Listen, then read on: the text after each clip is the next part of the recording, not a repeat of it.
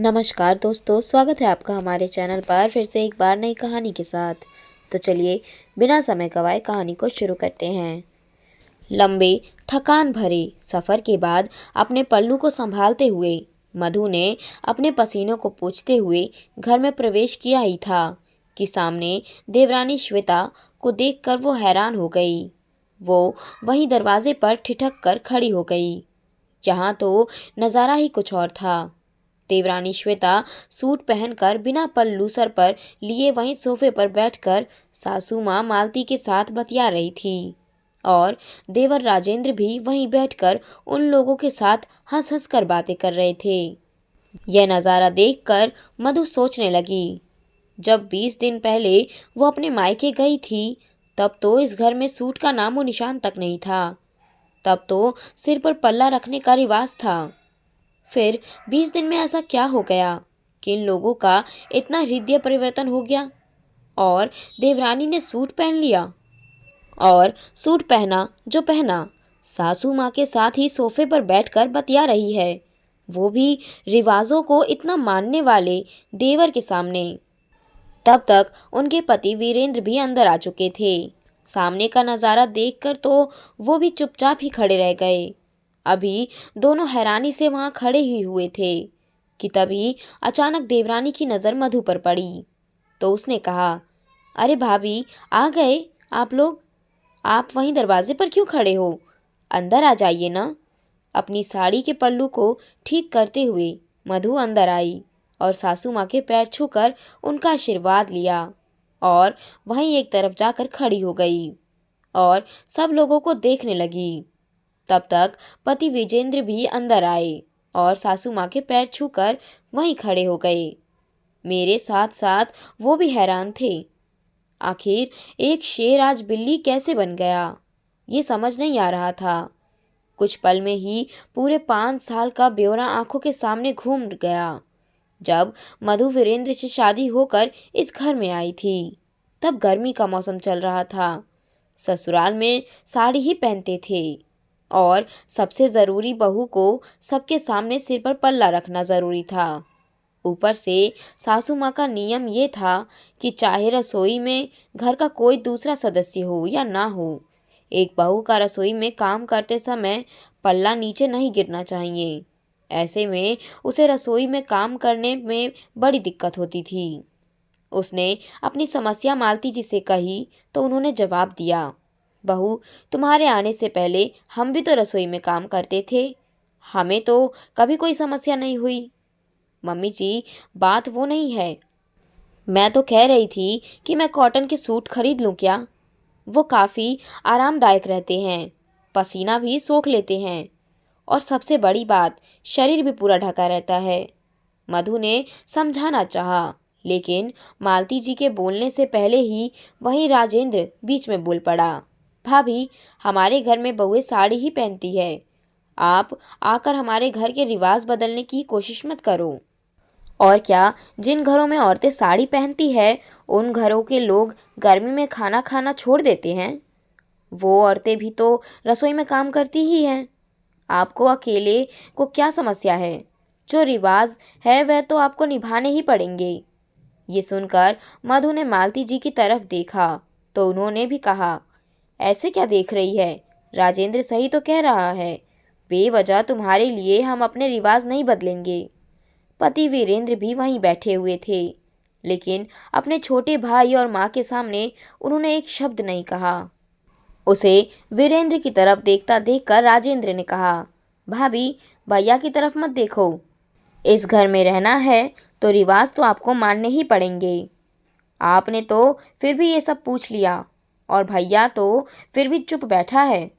जब मेरी शादी होगी और मेरी पत्नी मम्मी से ये पूछ कर भी दिखा देना तो अच्छे से सबक सिखा दूंगा उसे। आखिर मधु चुप हो गई। ऐसे ही एक दिन मधु अपने कमरे में पलंग पर बैठी हुई थी। उसी समय मालती जी को कोई दवाई के बारे में पूछना था, तो इसीलिए वो भी आकर उसके कमरे में पलंग पर बैठ गई और उससे बोली, बहू, ज़रा इस दवाई को देखना तो, ये बुखार की ही दवाई है ना? आज मुझे थोड़ा बुखार सा लग रहा है। मधु दवाई हाथ में लेकर देखने लगी। इतने में राजेंद्र अपनी मम्मी को ढूंढता हुआ उसके कमरे में आ गया और आते ही बिगड़ गया। वाह वाह वाह वाह, क्या ज़माना आ गया है। बहू सास के साथ एक ही पलंग पर बैठी हुई है। शर्म आने की बात है। आपका और मम्मी का औंधा एक ही हो गया है क्या, जो आप उठकर खड़ी भी नहीं हुई। इस बार तो मालती जी ने भी समझाना चाहा कि इसमें बहू की गलती नहीं है। वो तो चुपचाप अपने कमरे में बैठी हुई थी, मैं ही उसके पास आकर बैठी हूँ। लेकिन राजेंद्र तो कुछ सुनने का नाम ही नहीं ले रहा था। मैं अपनी मम्मी के सम्मान के साथ कुछ भी गलत बर्दाश्त नहीं कर सकता। बहू को बहू की तरह ही रहना चाहिए, अपनी मर्यादा में। और फिर वापस वही सब कुछ हुआ। घर का माहौल फिर खराब हो गया। इस बार भी उसके पति वीरेंद्र ने कुछ नहीं कहा। इन 5 सालों में तो उसे इन सब चीज़ों की आदत हो गई थी। अब तो वो एक बेटे की माँ भी बन चुकी थी, लेकिन उसके लिए कुछ बदलाव नहीं हुआ और ना ही कभी उसके पति ने उसके पक्ष में कुछ कहा। लेकिन आज क्या हो रहा है इस घर में। अभी कुछ दिन पहले ही तो देवर की शादी हुई थी श्वेता के साथ, तब भी रिवाज यही था।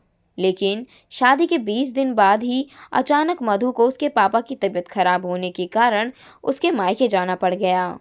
20 दिन से वो अपने बेटे के साथ मायके में ही थी और अभी वीरेंद्र ही 5 दिन से वहीं थे। आज ही वापस लौटकर घर आए थे, तो ये सब नज़ारा देखने को मिल गया। तभी मधु के मन की बात को समझते हुए सासू माँ मालती जी ने सारी बात को संभालते हुए कहा। संभालते हुए नहीं, बल्कि लीपा पोती करते हुए कहा, अरे बहू, आजकल गर्मी बहुत ज़्यादा तेज हो गई है। साड़ी तो गर्मी झेल भी नहीं पाती है और फिर रसोई में इतनी गर्मी में काम करना पड़ता है, कितनी परेशानी होती है। इसीलिए श्वेता ने सूट खरीद लिए। ये तो बहुत आरामदायक होते हैं। देख, इससे शरीर भी पूरा ढका हुआ रहता है। मैं तो कहती हूँ कि तू भी सूट खरीद ला। तभी देवर राजेंद्र बीच में ही बोला, और फिर भाभी, सूट कितना कंफर्टेबल होता है। मेरे हिसाब से तो जो कंफर्टेबल हो वही पहनना चाहिए। इसीलिए मैं आपकी देवरानी के लिए खुद बाजार जाकर सूट खरीद कर लाया हूँ। मधु ने पलटकर अपने पति की तरफ देखा तो वो नज़रें झुकाए खड़े थे। मधु को अपनी तरफ देखता देखकर आखिर वीरेंद्र चुपचाप आगे आ गया और अपनी माँ के पास जाकर बैठ गया।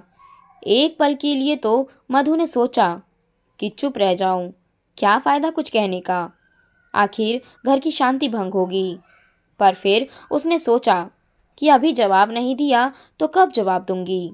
उसने लंबी सांस भरते हुए कहा, सही कहा देवर जी, गर्मी तो वाकई बहुत तेज़ है, पर ये गर्मी तो अभी आपकी शादी के बाद ही पड़ने लगी है, वरना पिछले 5 सालों से तो गर्मी कहाँ पड़ी थी। बड़ी बहू तो पत्थर की थी, उसे कहाँ गर्मी लगती थी।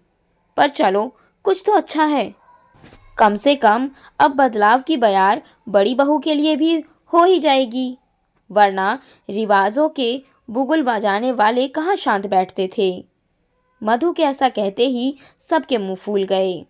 फूलते हैं तो फूलने दो, मुझे क्या फ़र्क पड़ता है। आखिर सच इतना ही बुरा लगता है तो ऐसी हरकतें करते ही क्यों हैं।